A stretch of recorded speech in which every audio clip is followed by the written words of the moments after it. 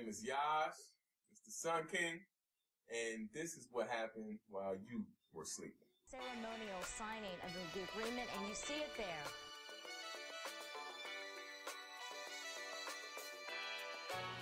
Who taught you to hate yourself? George Bush doesn't care about black people.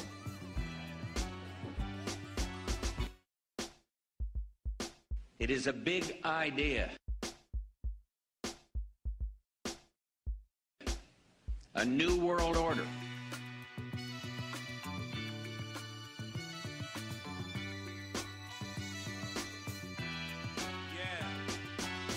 So what I want to talk about this week is Edward Snowden.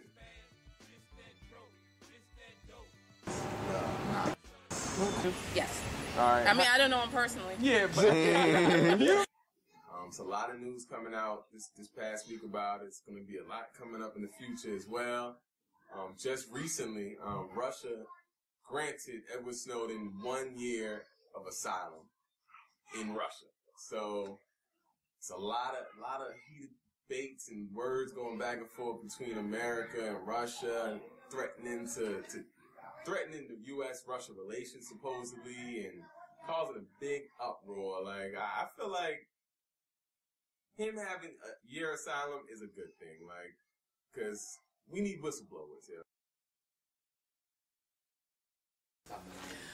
Oh, Trader, I think is really going to do more harm to community and to our society. A whistleblower, I think, is needed because, like the guy who blew the whistle on the tobacco companies, and he was saying how they really did put drugs into these things that eventually is killing us. Yeah. He should have. Yeah. If you see unfair practices and you see some treacherous stuff going on, like somebody need to blow the whistle on these pharmaceutical companies because they got deals with the schools. What the fuck is asylum? What does that mean? That means that legally he has the right to be protected in Russia and not be arrested and detained and sent back for extradition, like they're trying to do with Julian Assange right now. He does not have asylum. Well, he has asylum, but he happens to be in an embassy in another country that does not respect the asylum. The fact that you could blow a big ass whistle like that and then get granted asylum, that's kind of sweet. It's kind of sweet. It also makes me look at him. That's why I don't trust it all the way. I don't trust it all the way because I feel like, all right, if America didn't want this news to get out, like if they're, if they really didn't want him to release this information, click, click, pow, and it's done. And we would never know nothing about it. Like Michael Hastings, this nigga was writing reports in Rolling Stone. They drove this nigga car into a tree and made his engine fly 70 yards away from his car. That's amazing. They probably hit a drone strike on the nigga. Like, if they wanted him dead, he would be dead right now. They could put a drone strike on that whole airport. Yeah. And it'll be crazy. Like, we'll probably be like, oh, man, that's kind of dirty. But what are we going to do? What have we been doing? Touch me. I'm going to tell you like that. He went to Hong Kong when everything was blowing up. And then where he was going. Hong Kong, Russia. Like, I don't know. And he stayed in a Russian airport. You don't think we could touch him there? On some terminal shit. Like, he's like Tom Hanks or something. He's sleeping in the terminal. I don't know exactly what's going on with that, but, another thing that did come out this past week is that, another leak happened with this Edward Snowden thing and came through the Guardian. He's still talking. Through the Guardian. That's where he's dropping all his leaks. That's a newspaper. And they released a program that's called X Keyscore.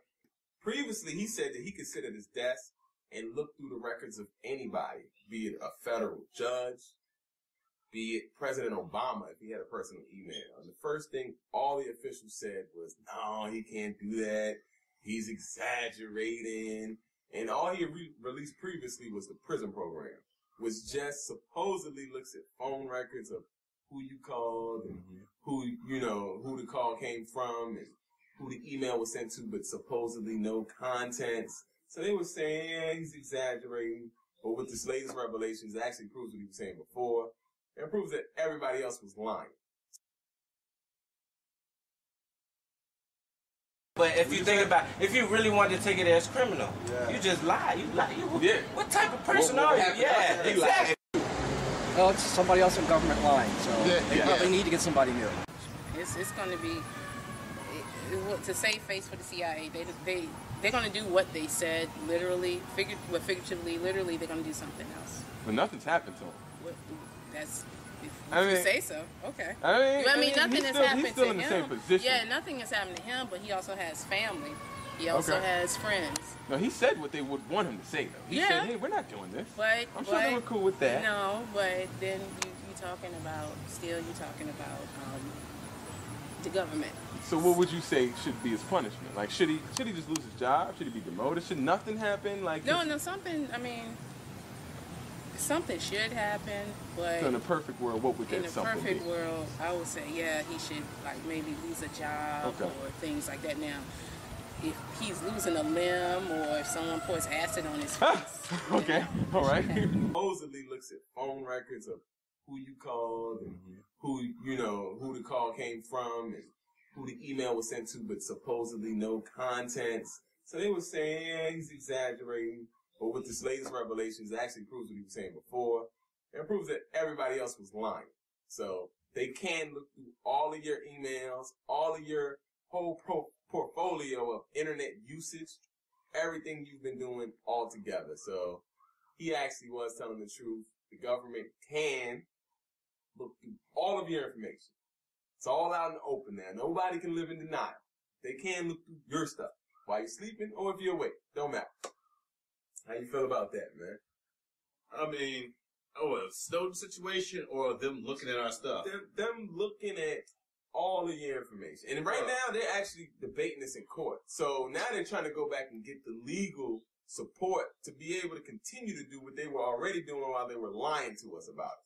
Well, the way I feel about it is they've been doing this for years anyway. Probably. I feel like they've been, like, I've been one person that always said that, like, be careful what you say on the phone. Like, remember there's an urban myth that if you say you go kill the president on the phone, they'll come to your crib. Like, that's been an urban myth for decades. Yeah. So there's always, for that, like, I'll make it true, but there's probably some truth in it. Yeah. When it comes to telephone calls, nobody is listening to your telephone calls. That's not what this program's about. As was indicated, what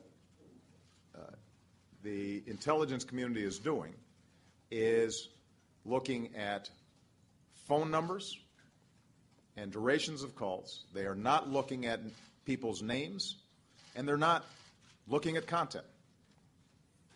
But by sifting through this so-called metadata, they may identify potential leads with respect to folks who might engage in terrorism. In March of this year, March of 2013, the director of national intelligence, he actually stood in front of Congress and they asked him this question specifically. Does the NSA take any data on millions of Americans? Does the NSA collect any type of data at all on millions or hundreds of millions of Americans? No, sir. It does not. Not wittingly.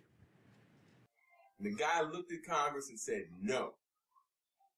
That, I think, kind of propelled Edward Snowden to bring out to the public what's really going on, because they're blatantly lying to us. And then come to find out everything that Snowden was saying is actually true, and that guy is lying. Which, if a regular cat like me and you goes to Congress and lies about a direct question, we in jail. We probably would go to jail. Perjury. And you know what also I think this could be? It's like maybe, in some covert level, this is like a beef between the NSA and the CIA. Or the NSA and the FBI. You know what I mean? About that. Like, and I don't know enough about it to really, expand on it, but, like, I just think that might be a possibility. But I'm really going with my gut instinct to say this is all a setup.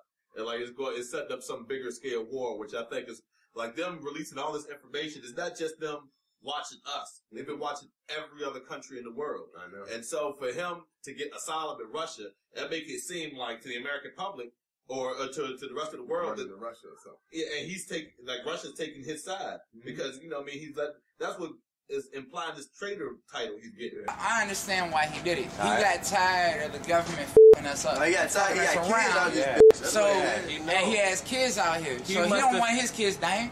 Like, I feel like it's just a catalyst for a world war. You know what I mean? I've heard people say that. I've heard people say how this could lead up to almost like how the whole world was against the Nazis with a lot of the atrocities they were doing. America's spying on their allies, their enemies.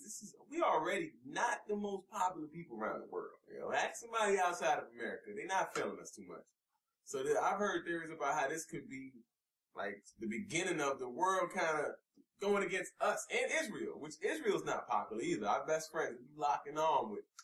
And I've heard a couple theories about how this could be a distraction from the Bradley Manning case. Like, that's a whole nother whistleblower that was actually in the military, and he really stood trial, and he's really dropped a lot of information, you know, that benefited a lot of people who were trying to figure out what was really going on. And he 23-hour lockdowns, shoe program. Basketball in Pelican Bay. Basketball in Pelican Bay. And that's the kind of whistleblower they want y'all to be, yeah. Stand trial and get these 60, 70 years, and then people will respect you. So, no, I ain't doing 60, 70 years. I'm glad that people sacrificed to give us some information. Yeah, regardless. You know what I mean? It's always good to have information. Definitely. You know what I'm saying? We can't make good decisions. You know, we don't even know what's going on. Like, how are you going to object to something when you don't know the facts about the something? So, that's all I got to say about that. It's probably going to be a lot more to come in the future. And we'll keep you posted.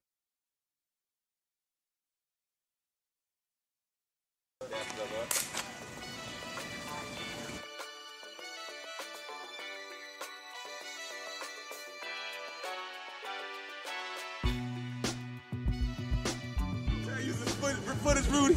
We're coming at you, man.